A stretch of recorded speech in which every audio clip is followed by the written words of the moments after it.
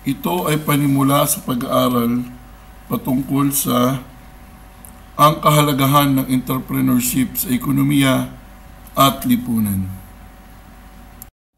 Sa produksyon, ang entrepreneur ay isang tao na mahusay na pinag-uugnay ang lupa, paggawa at kapital upang makalika ng produkto at serbisyo. Ang matagumpay na entrepreneur ay nangailangan hindi lamang ng swerte at salapi. Mahalaga rin ang pagiging malikhain, mapagsapalaran, at mahusay sa pagbuo ng isang desisyon. Marami pang katangian ng entrepreneur ang matutunghayan sa araling ito.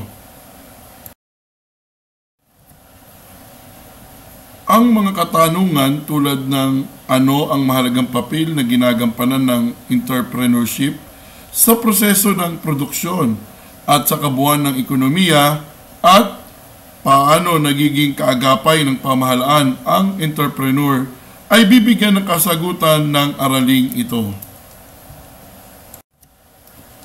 Susulyapan din ang mga organisasyon sa negosyo na tumutulong upang mapatatag ang ekonomiya ng bansa.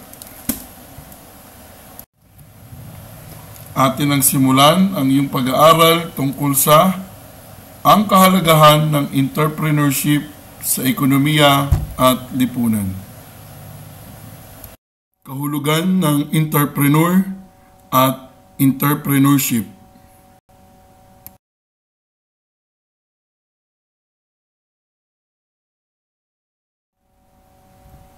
Ang salitang entrepreneur ay hango sa salitang French na entreprendre na nangangahulugang isagawa.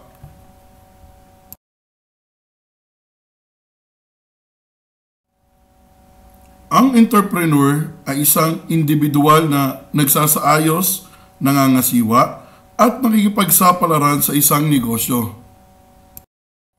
Sa paglipas ng panahon, lumawig ang mga gawain ng entrepreneur.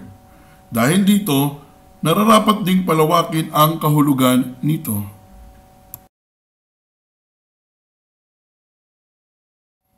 Sa kasalukuyan, ang isang entrepreneur ay isa ring innovator at developer na napagtatanto ang kahalagahan ng mga oportunidad.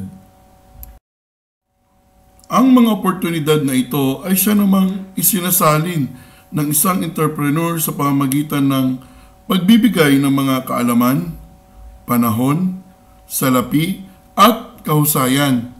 Siya rin ay nakikipagsapalaran at nakikipagsabayan sa kompetisyon upang mailapat ang kanyang mga ideya.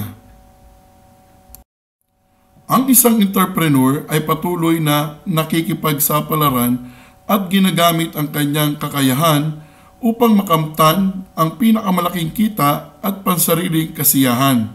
Sa huli, nakakakuha siya ng gantimpala sa kanyang pagsisikap. Samantala, ang entrepreneurship ay karaniwang tumutukoy sa kakayahan ng isang individual na mabatid ang mga kalakal at serbisyo na kailangan ng tao at maihatid ang mga ito sa tamang panahon, tamang lugar, at tamang pamilihan at maibenta sa tamang halaga. Ito ay tumutukoy rin sa mga gawaing nauukol sa pagsisimula ng isang bagong bahay kalakal, partikular ang mga bagong negosyong may malaking oportunidad. Ang entrepreneurship ay isang mahirap na gawain. Kailangan ang motivation, kaalaman sa negosyo, at marketing skills ng isang entrepreneur upang ang mga produkto ay maging mahusay at ang magagandang idea ay maisagawa.